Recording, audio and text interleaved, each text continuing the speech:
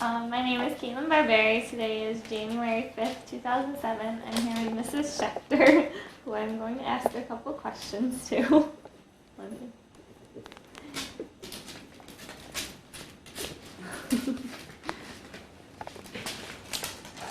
When were you born? When were you born? I was afraid you were going to ask me. Sorry. I was born May 2nd, 1919. That makes me 87 years old. You never saw anybody 87 years old. Sure, I have. Where were you born? Easton, Pennsylvania. What did your husband do during the war? During the war, Yeah. he was a military intelligence officer. And how did you meet him? We were introduced by a mutual friend who had gotten to know my parents and decided that his friend was a good person for me to know. So he told me that his friend was perfect for me, and he told me that I was perfect for him. Oh. And it worked out that way. That's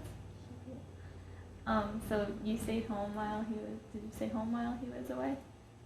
Did you stay home while he was away? I worked for the Air Force the entire time he was in. 5 years. Wow. What did you do there? My jobs always were the same on the Air Force bases. And that was to be in charge of all civilian merchandise and the monies for that civilian merchandise. Now, the services took care of the men, but anything of a civilian nature which they received on the base, which they had to because they couldn't get everything through the service, would have to come through that sort of entity. And that's what I was responsible for. There were times when I would be sitting in a counting cage on a big base, millions of dollars. I'd have to lock myself in and start counting. It was funny to me at the time. I thought, here I am with all this money, and it doesn't mean a thing. It's just paper. But that's what I did all the time during his service. Did you enjoy that? Loved it. Really? I liked the life on an Air Force base, because for people in the service, everyone is a friend. You never have to worry that you won't have friends on any base. Everybody's a friend. In fact, when you come home, you feel kind of strange because you don't know people. In your letter, you said you saw Jimmy Doolittle. Hmm? In your letter, you said you saw Jimmy Doolittle. In your letter that you wrote, Mm-hmm. you said that you saw Jimmy Doolittle. Oh, yes. Can you Oh, tell me well. about that? The first base that I went to after we were married was in early 42. I think Pearl Harbor was, December 7th, 41. And it was after that that he wanted me to come down and leave my work and study. I was going to school and study, come down there. And when I got there, I was the first woman on the base. They had no other women, and they put me in a tent. And one of the strange things about being the only woman on a base is the fact that there's no latrine for women on a base. And they suggested that I use the men's latrine, but call the, what do you call them, the men the officer, the military police. MP. Had to call them each time I had to use the, and I don't know if you've ever seen a latrine, but they're long, like this house, but not very wide, and all the way up, urinals, half of over here is sit downs, and then wash stands, and windows, open windows, no shades. So you can imagine what it was like for me. And the military police would be there, and they had to have their military arms with them. And so that's what I had to do. I had to call them up and say, I have to use the latrine. They would come and everything. They were all very nice about it. But then after about a month, they decided they needed to do something more than that. And so they found me a desk in the administrative building, and which was very near the hangar area. And they also they built an actual ladies' room for us. But while I was on the base there working, there were a lot of B-25s on the, I don't know if you know, they're military small ones, twin tail. I have some pictures of them. And I saw there were a lot of them. And I had been told that this base was a transitional base from one motor to a two-motored plane, which was very dangerous. And we'd be working, and the lights would go out, and we'd know that there had been a crash. There were numerous crashes. It was very dangerous. And many of them, as I say, were mostly B-25s. I did not know it at that time that most of the B-25s were Jimmy Doolittle's group that he was forming. Of course, my whole story it's like a jigsaw puzzle. I knew what I experienced, and then I'm an avid reader of nonfiction books. During the years, I learned from books what was the rest of the story, so that I had to put it together. So what I'm saying to you is a combination of the two.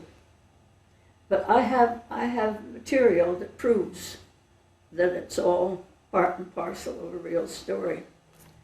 So the first sergeant called me up one day and said, come up to the hangar area, up on the catwalk. You know what that is? Well, you know what a hangar is? Huge, huge big place where they repair the airplanes. And then up along around the inside is like a catwalk.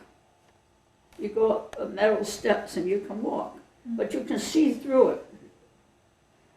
Anyway, he said, come up to meet him and not say anything. So I went up the back way and went up on the catwalk, and he put his fingers to his mouth, and he said, we went over. We looked down on a group of men, and that was the first time I saw Jimmy Doolittle. But he was a colonel at that, I think. Shouldn't be so sure.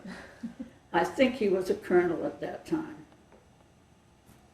And that was when Jimmy Doolittle at that time was going to several B-25 bases, gathering men, the best of the B-25 pilots, for the eventual raid over Tokyo off of the aircraft carrier Hornet. And it was the first time they'd ever done that. I mean, had bombers actually take off from an aircraft carrier. And they were coming in, they were sent to Columbia Army Air Base, which is in South Carolina, all of them were there for a while. I thought there were a lot of B-25s. I couldn't imagine that a small base like that would have so many of them. But they thought that even they did not know what they were doing, were going to be doing. They thought they were to be watching for submarines in the Atlantic. They were supposed to be doing this sort of thing. And they didn't know until they got on the Hornet at sea what the actual thing.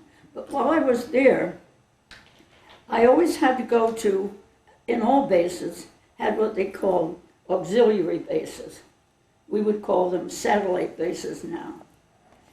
And on those bases, I would have to go out every morning to pick up my funds and see what was needed there for the soldiers who were working in those areas. They were always several miles away from the main base. And the fellows, like as I said, everybody's a friend. And they were telling me, some of the soldiers, airmen, that there was some crazy training going on. And of course, I didn't know what it was about, but they said that they were putting chalk across the runways with a flag on either end. And they took me out and showed me one. And the pilots had to take off before they hit that chalk mark. But the soldiers were telling me the strange part of it was, as soon as they knew they could do that, they moved the chalk line closer and closer. Well, we had no idea what it was. But they were training them to take off from the aircraft carrier. And they did it, every single one of them. And then they made a movie from a book called 30 Seconds Over Tokyo. That was a very popular book. I have a copy of it. Did that explain it, or should I have kept it shorter? No, that was good. Is that too much? Okay. Because I've got it all there. It's all up here. I just wanted to say one thing. Anti-Semitism was an integral part of our war. Not only in the Second World War, it was also in the First World War. It was also in the 19th century. And in fact, my husband's parents brought the family from Austria to New Jersey, Newark. And during the war, his father's family, extended family in Austria, and his mother's extended family in Poland all went into the ovens. We never found any single person. We went over after the war and visited one cousin who was in London, and she had been trying to reach them before that. No, never any word of them. I think now we probably could, but now they have some kind of a library with computers and so forth. But now it's so far behind, and you don't do it now when it's this far behind.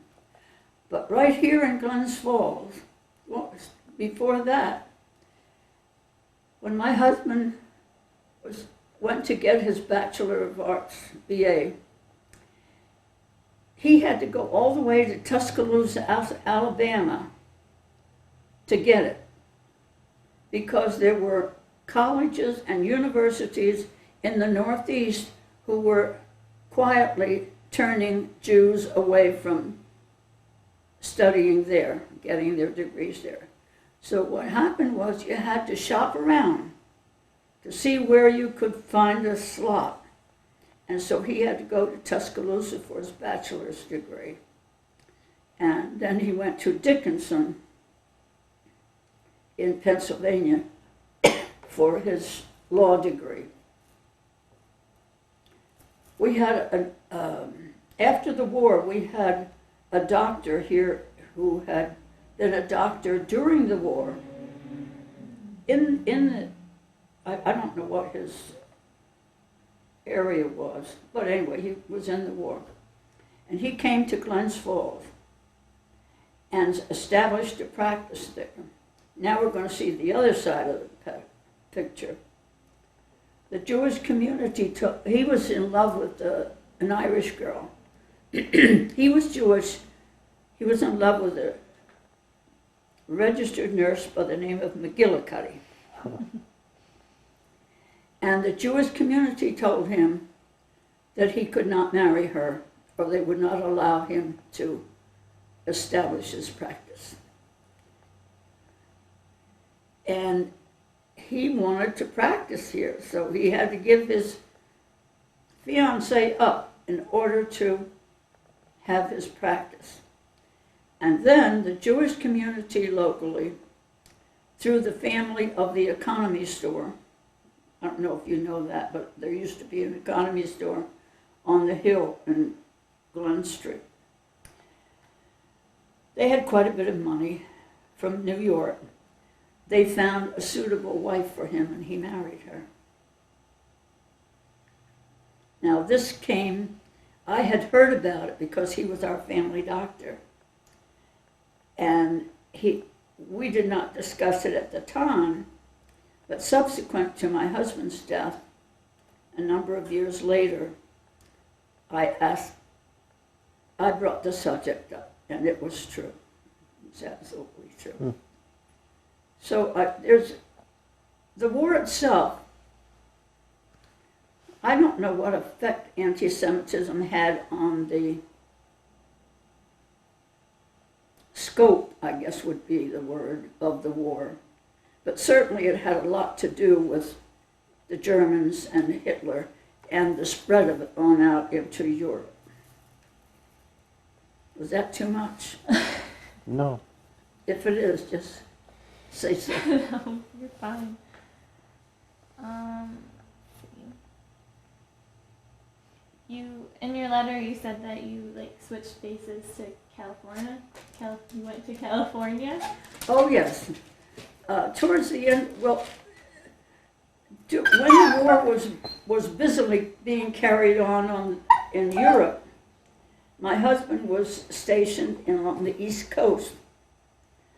But when it shifted to the Japanese in the Far East, they shipped him out to California.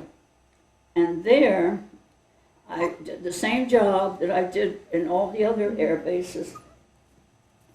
I had to go every morning to the satellite base, collect the money, and see that everything was provided for the soldiers. And the first few days, I didn't see anybody. But after a few days, there were two ladies who came to stand near where I drove my car up to the office. And they were like this, standing up like this, and bowed. And I said, "Good morning." And they said, "Good morning." They seemed happy that I was talking to them. And then I went on about my way. But after a week or 10 days, there were more and more people were coming to greet me with this bowing thing. I thought, what's going on? Finally, one of the ladies spoke and said, "Is there any possibility that you could buy something for us from the main base if we give you the money for it?" And I said, "Of course, I'd be glad to do it." I did not know they were Japanese internees in the beginning. I did later. And as it turned out, I was in the middle of it. And this is what I did for them all during the time I was there. And they were so appreciative of it. And if you realize how much they lost, they had their businesses, their homes, everything was taken away from them, and they were sent into camps behind wire. And it wasn't only about 20 years ago that the United States made some attempt at remuneration, not too long ago. But they, of course, didn't get nearly as much as what they should have gotten.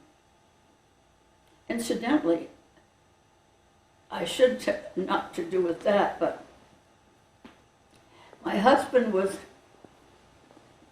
military intelligence from the day he was drafted into the service.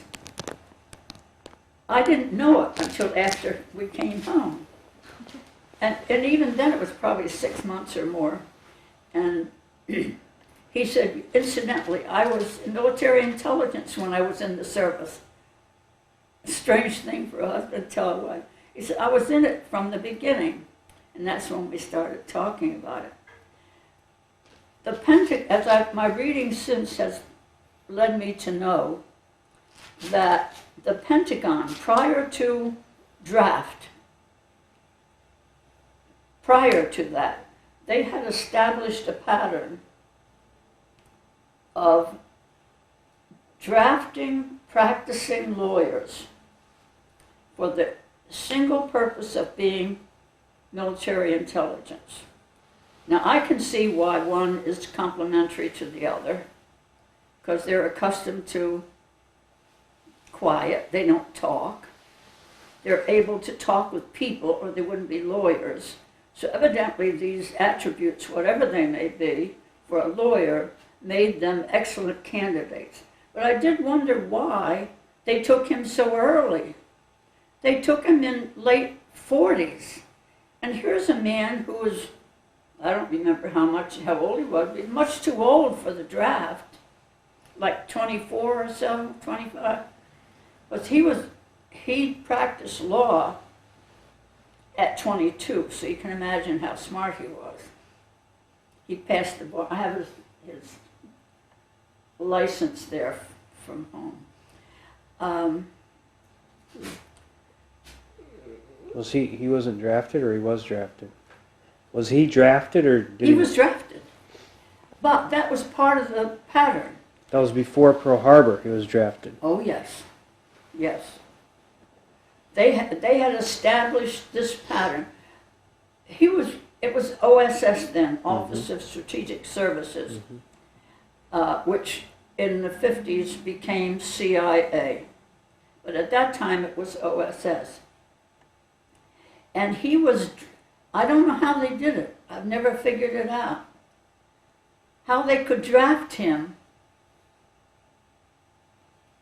and take him instead of younger men who were already waiting, but he was taken in at the moment he was drafted.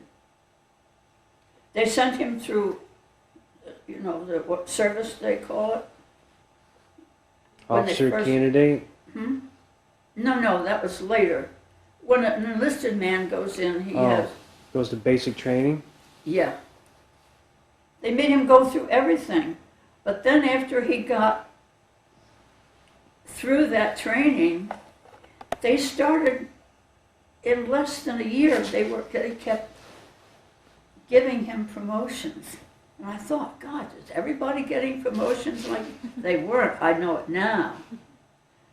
But within less than a year, they sent him for officers candidate school. And he was commissioned by OSS. It's right in, I have some papers you can see. And when he was commissioned, they sent him to the Pentagon for his first orientation. And I think he was there for 10 days or so. Then they sent him to a place in Maryland. I'll get them for you because they're interesting. Yeah, you can be my help. If I'm told this, when his parents emigrated from Austria to the United States. 1921? Yeah. A lot of people don't realize that anti-Semitism was Certificate rampant of at that naturalization. time. Yeah. A lot of people don't know.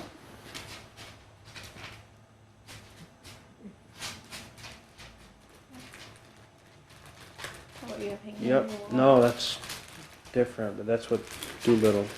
Hmm? That's the Doolittle plane. That was a real workhorse plane. B-25. Here's This patch.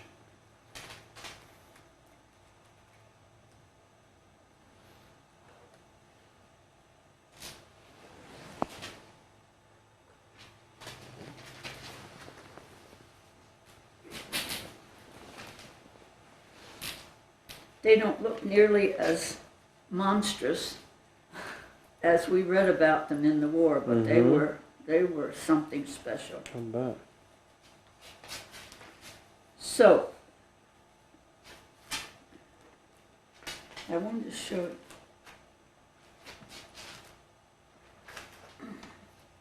My mind's full of the Second World War. So is mine. Is it really? Yes. It's like a thing with me. No matter what, I'm always reading and finding references, and they fit right into my pattern of thinking that I know. It's what you lived through. This was me when I was How old were you? 19, 20. I'll take a picture of that. And I kept some, you can tell it means a lot to me to have these things. Letters? Letters of recommendation from the Air Force that I was just telling you about. Oh, I don't know if you're interested in looking at it. sure. I've had friends and family say, why do you keep all of this junk? It all depends on what you call junk. Yep. That's right.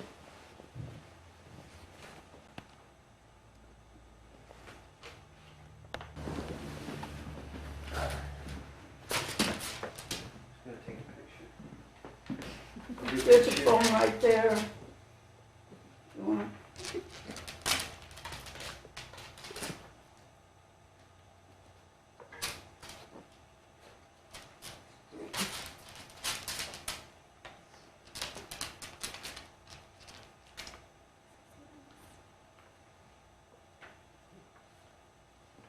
Now this is during the time that Jimmy Doolittle was there with all of his B-25s.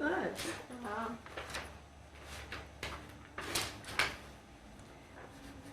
You know, I've never talked about this until the last year, Really? maybe 2 years. Why not? It just never occurred to me. Everybody I know doesn't know anything about it. There's nothing to bring up the subject. And I think I started talking about it when I got some books that Tom Brokaw wrote about the greatest generation. I'm that generation. And reading his books told me that everybody was doing the same thing. They were just mum. They were not talking. Now this is Orlando, Florida.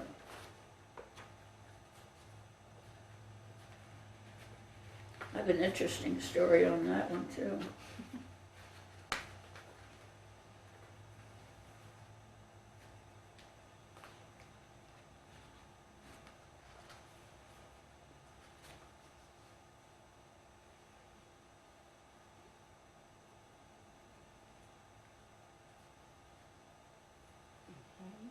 And this is the stores where they used to have merchandise, jewelry, all kinds of things. Civilian merchandise.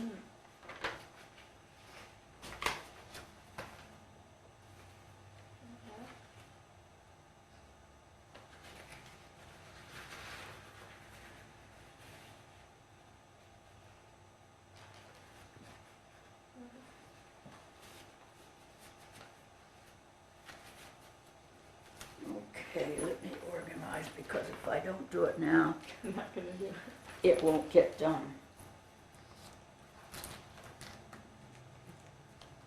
Who took this picture? in the store.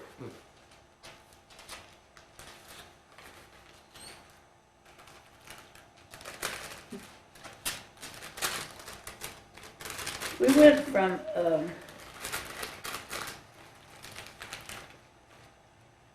went from officers candidate school. He had to go to the Pentagon for indoctrination. Then they sent him to Maryland for 3 weeks for training, for military intelligence training. And then he was sent to Orlando, Florida. He went there as a second lieutenant. We were there a year, and he came out. I think he came out a captain. I think it was only a year. We were in Orlando. We were there for a whole year. And somebody in Orlando, in headquarters, probably said, "This guy's been here too long. He's been here a whole year. He's got to go overseas." So they put him in a group of people, soldiers who were, I forget the terminology, I have it in some of my notes, where he was getting ready to go. He was already relieved from where he was for a year and was now ready to go. And when we got as far as Mississippi, he got instructions, very special instructions, to go back to Orlando. If you can understand what's going on here. Somebody in headquarters figured he'd been there too long. They're going to send him out where he would go into service, where he's going to fight. And whoever found out about it decided, we've got to get him back here. We have unfinished business here. So they made him turn right around and gave him special leave, and he had to go back to Orlando, Florida. But the thing of it was, he didn't go back to a base at Orlando. He had to go to 32 Mumby Street. Who ever heard of a soldier being sent to 32, a civilian house? He never told me, and in fact, I didn't know any of this until I was reading his 201 file. Interesting, wasn't it? So who knows? Anyway, from there he was sent to several other bases and a lot of military hospitals, because men were coming in from Europe, and he had to be on duty every day in different hospitals.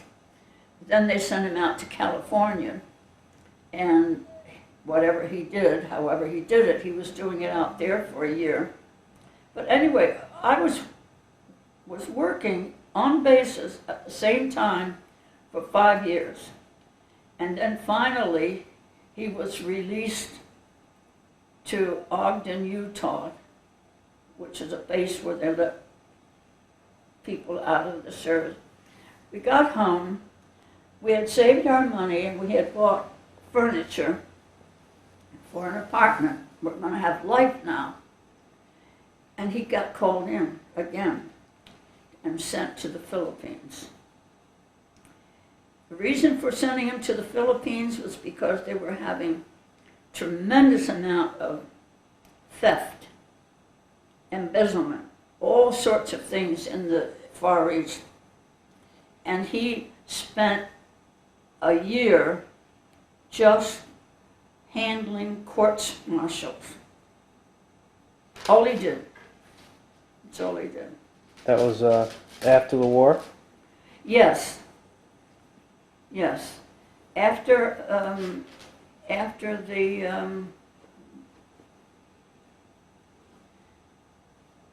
after MacArthur and the Japanese had, everything All was done. finished.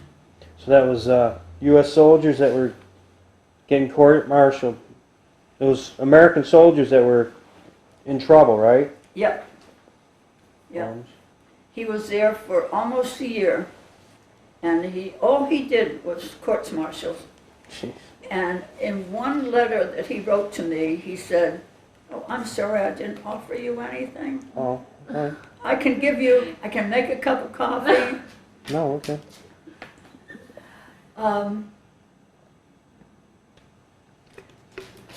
In one letter, he used to write, we wrote each other a letter every day.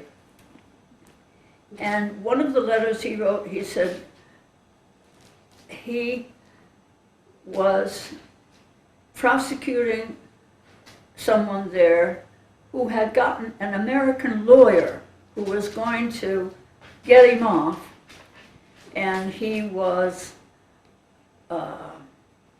positive about it. It was the lawyer and he were telling everybody.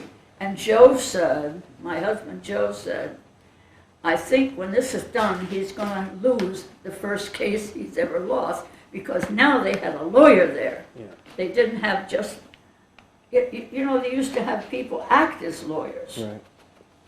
But at this time that's another strange thing about this whole service business. When you are made an officer by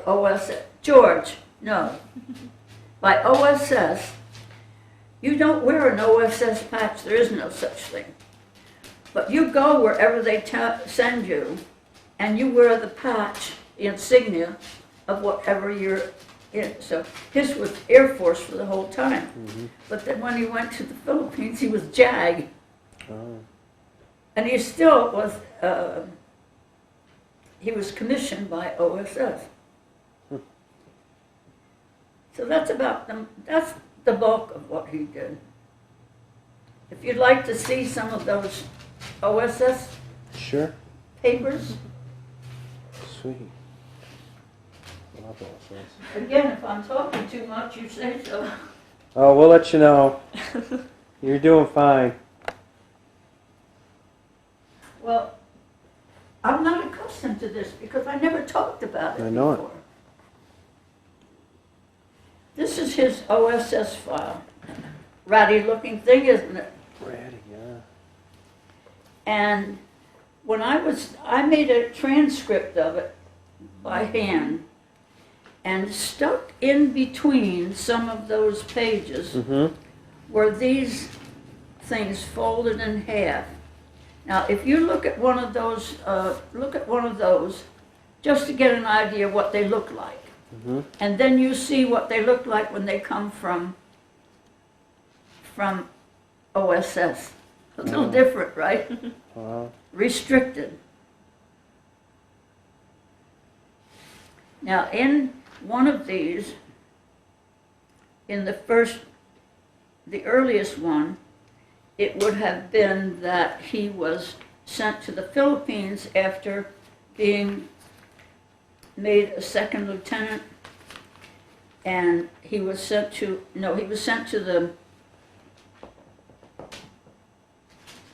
the Pentagon, and it will be in here. And the other is where he was sent from the Pentagon to Maryland for training as a military intelligence officer. I wish that I had seen some of his, or he had told me about some of his things, but neither one of us was one to, you know, after the war was over, you didn't sit and chat about it. You went living. It's like, that's over, that's done with. I want to see what's going on in the world. Mm-hmm.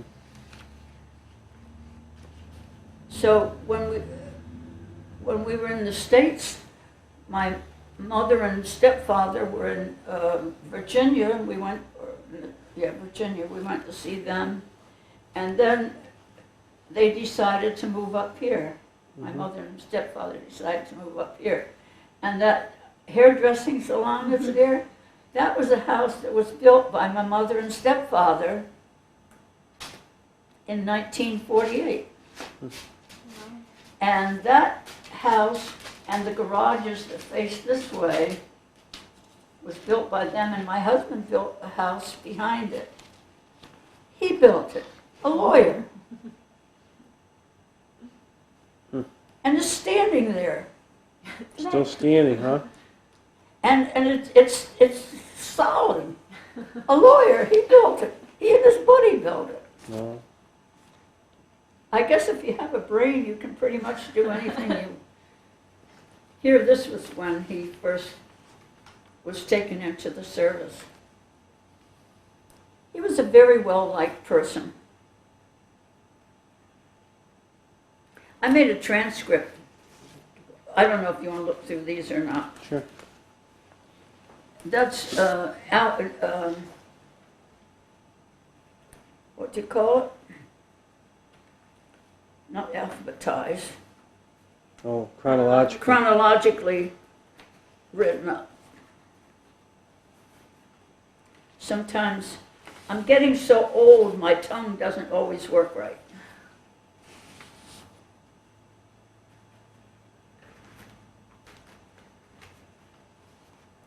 And I'm still very close to Joe's family. They live in New Jersey, and his niece, there were 5 siblings, and the oldest one, Jack, had a daughter, June, who is my closest friend. And she calls me she comes up every once in a while. Yeah. She drives a Lexus, and away she goes.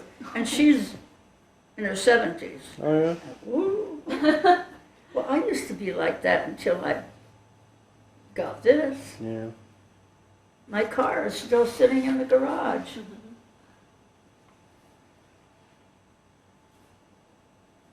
She calls up every Saturday or Sunday. And we may talk for an hour, we may talk for 2 hours. It all depends on what we have to say. Mm-hmm. Did you have any other questions, or did I run you out of... Well, I should have asked this earlier, but do you remember where you were on December 7th, 1941? Pearl Harbor? Oh, yes. Do you remember that? Oh, yes. I was in Easton, where I was working and going to school, and in my bedroom, I stayed. At that time, they used to have private homes that would, if you were a nice girl, you could get a room in those homes. Not like it is today, let me tell you. And I was sitting there doing my nails, and the radio was on. And I heard this. And of course I stopped doing my nails and just listened. That was where it happened. What about the, do you remember when the war ended in Europe? VE Day? Mm-hmm. We were in transit going from one station to another. So all we could do was just look at each other, well, you know, and congratulate each other, you know how you do when you're alone. Yeah. What about, well, you knew the war was still going on in the Pacific, still had to fight that war. Yeah. When the war was over in Europe, right away I thought, oh boy, he's only going to have to be there a year, and his year's almost up. Mm-hmm. Because he went in at the end of 40, and this was in December, the end of 41, and he was short, and they were only in for a year. They were supposed to come out after. Mm-hmm. They were drafted for a year. And I thought, oh boy, he's going to come home. It didn't work that way. No. They extended the draft. Yeah. We were only apart when he went to the Philippines.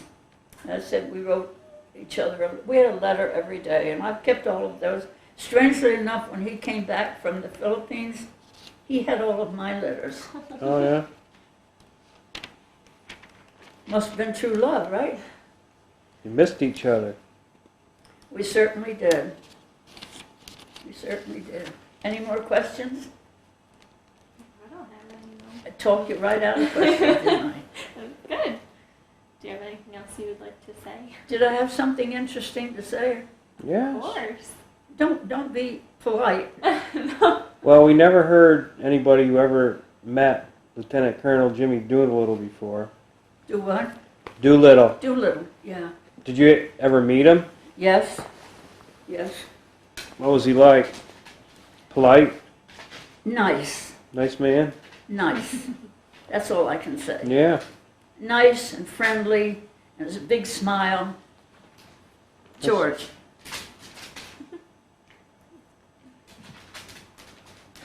Yeah. My husband's brother was a lawyer, and they were practicing together for 2 years before he was inducted. And after the war, his brother was made a deputy attorney general for the state of New Jersey and was given the chore of bringing down shelved indictments on the mobsters. Oh, really? And they used to keep New Jersey state troopers as protection around him all the time. Really? I'll bet. And a funny thing about that is, we used to go down to his brother's house, where his wife was, and we'd play poker. And guess who played poker with us? The New Jersey troopers. Oh, yeah. Those that weren't on duty, around the perimeter. You got to know him pretty well. Well, he was a well-liked, they were both well-liked people. They had a lot of friends, which was nice for me because I was always a loner and I was always working, studying. I got credits here and there, but it was always through Pennsylvania State University. I had to stop and think, but I'm not in Pennsylvania anymore. When did your husband pass away? August 27th, 1952. He was 39 years old. Oh, my. That's so young. When he came back from the Philippines, it wasn't long before he developed this problem. And there were certain doctors in the town who felt he should go to the administrator and say, it had to have started in the Philippines because it's a very dirty, awful place, or it was then. And then they came to the conclusion, no, that wasn't it. They decided it was a genetic disease.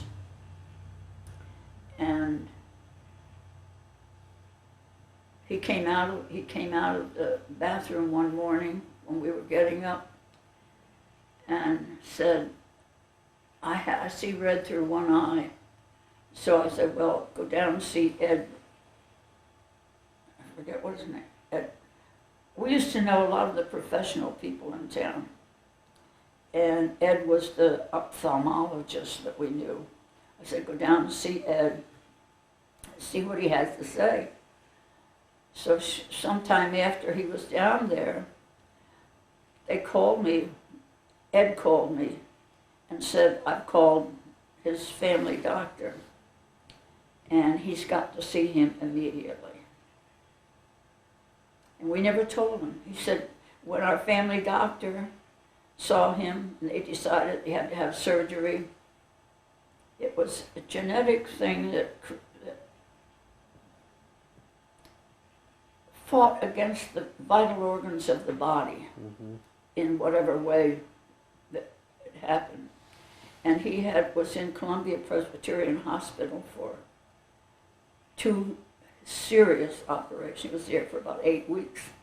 They were trying to cut the nerve ganglia by going through here, all the way around here, down into the groin on each side, hoping that by severing the nerve ganglia, it would cut the effect of this genetic disease. And it didn't work. They said in any event he would have 3 to 5 years.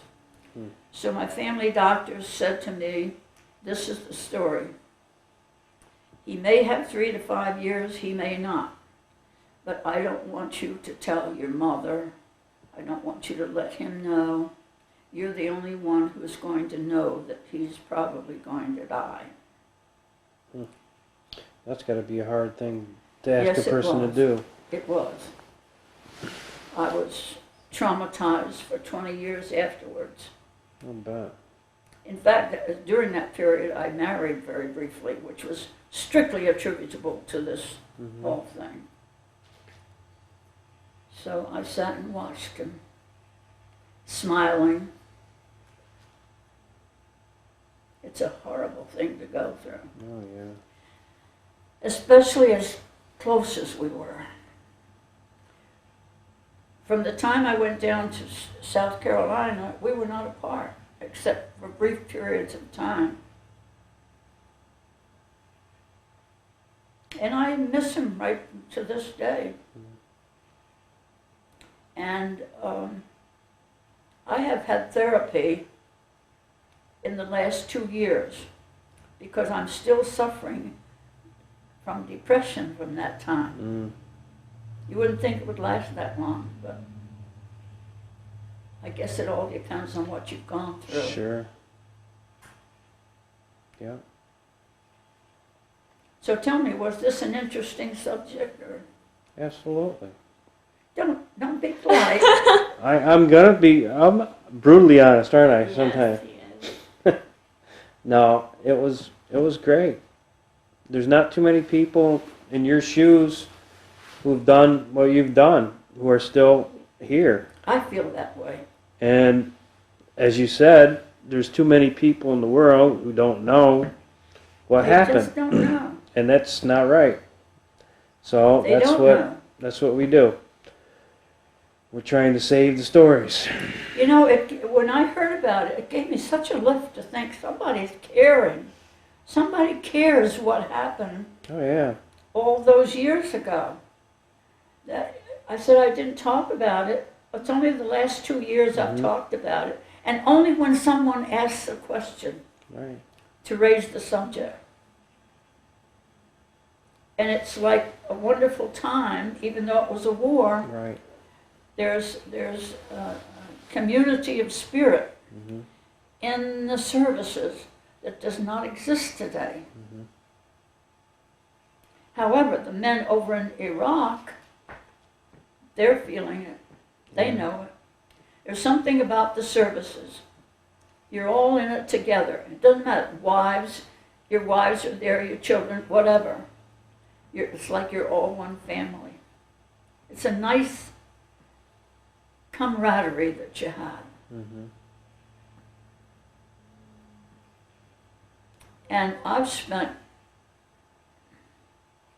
I only retired when I was in my 80s. Where did you work? I was a CPA. Where? Urbat Conner-Werlin was my last group. I went to two offices. Saul Silverstein, you probably remember him, was with him for 20 odd Was in years. Glens Falls? He was a member of the bank, he's a member of everything. And then Urbat Conner-Werlin asked me to come with them. So I went with them. Wow. And then I had private clients for the last 10 years. But I didn't really stop working until my 80s. And the name of Schechter, because that's his story. And I didn't want it mixed up and have it be somebody else's story. You saw his picture. Yes. That is dog. Is that a dog tag? His dog tag. His dog tag on the picture? Is that it? Did you ever see it? You want to see it? Sure.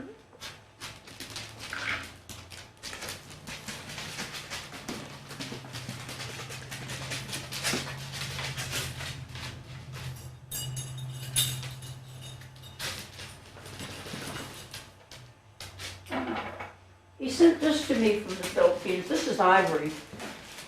And I don't know what to do with it. Are you supposed to wear it on your wrist? What is it? Bracelet?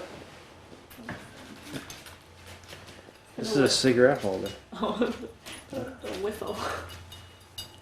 Get with it. Sorry. That's pure ivory, and you don't get it anymore. Thank God. That's what all the movie stars. I'm an Yeah. Oh. Right? yeah, I'm an environmentalist. So at that time, when he sent this to me from the Philippines, Ivory, yeah. it didn't mean anything. But this is hand carved, completely hand carved.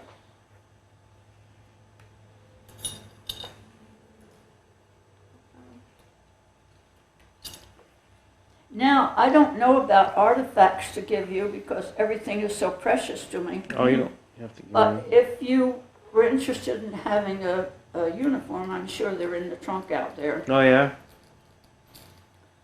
He said his trunks, but I've never opened them.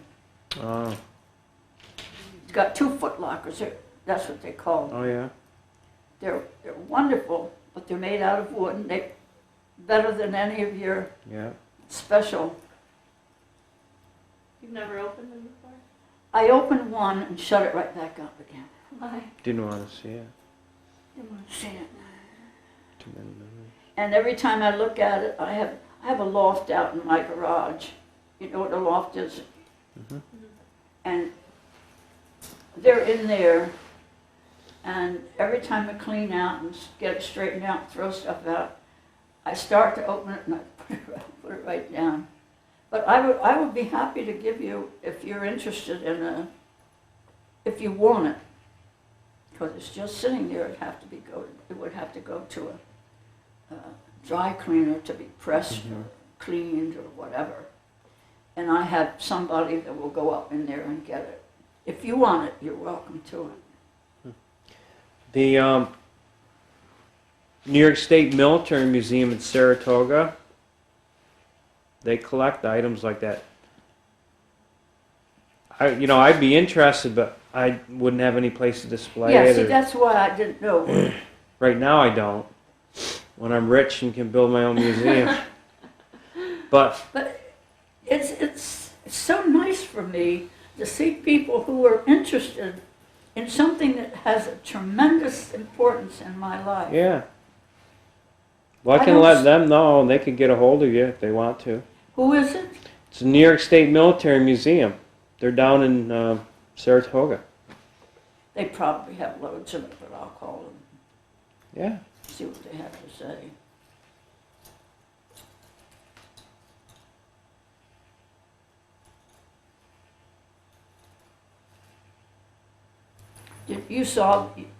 You looked at these. Yeah.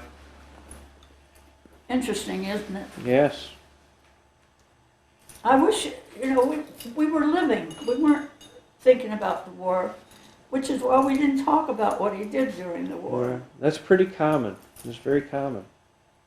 So we talked to quite a few people who lived through the war, and they didn't want to talk about when they got home. They wanted to come home and start their lives. Yeah. We were taken from our normal lives. That's right. Now we're back in our normal lives. Let's leave it alone. Hmm. We didn't talk about it at all. I'm sure if I had asked him, he probably would have given me a lot of nice things. Information, what he did. Hmm. But I worked for the Air Force for 5 years. I don't know what it means.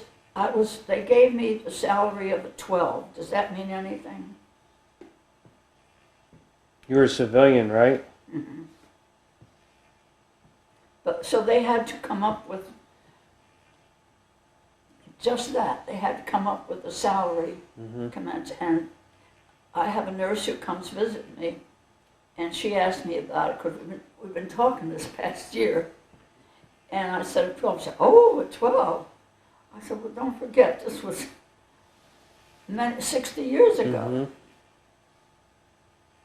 That's a long time ago." How old are you?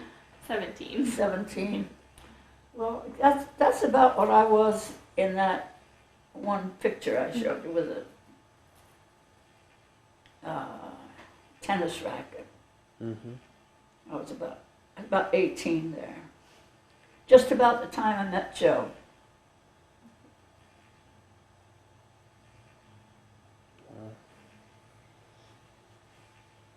Well, what do you think? Good. I think we got a good interview. Really? Yes. Because that makes me feel good. Oh. Some association with I had one sister and had several children. And every time we had association in person, they wanted to know why the FBI was bothering them about me. They were calling her? They came to visit. And they were checking up on you? Yeah, Why? because of his position. Or it may have been because of my position. Because I always had a position of, how would you term it? Clandestine. Hmm? Clandestine. Little secret? Mm. Out of the ordinary? I've half a dozen times during those